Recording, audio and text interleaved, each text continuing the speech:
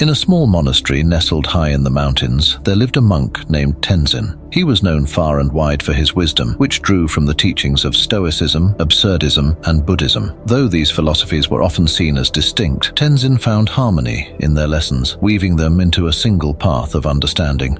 One winter's morning, as snow blanketed the monastery grounds, a young traveler arrived, seeking guidance. He was troubled by the meaninglessness of life, the suffering he had witnessed, and the uncertainty of the future.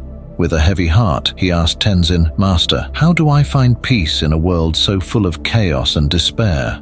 Tenzin smiled gently and invited the traveler to sit with him by the monastery's meditation pond. The pond was frozen over, its surface a smooth mirror reflecting the sky. Tenzin began, "Life, my friend, is like this frozen pond. The surface appears still and clear, yet beneath there is movement and depth. From Stoicism, we learn to accept what we cannot control. The world outside us, its chaos, its suffering, is beyond our grasp. We can only control how we respond. Like the pond, we must cultivate a stillness within, even as the world churns around us." The traveler nodded, but the weight of his existential questions remained. "But what about the absurdity of it all?" he asked. "What's the point of striving when everything is so fleeting, so meaningless?" Tenzin looked up at the snow-covered peaks. "The absurdity of life, as Camus teaches, is undeniable. But rather than despair, we must embrace it. Life's meaning, or lack thereof, is what we make of it. We must find joy in the struggle itself. Much like Sisyphus pushing his boulder, it is in the act of living, in the very defiance of absurdity, that we find our purpose." The traveler pondered these words, feeling a lightness begin to ease his burden. Yet one question still gnawed at him. "How do I deal with suffering? It feels inescapable, like a shadow that follows me everywhere." Tenzin closed his eyes, breathing deeply. "Suffering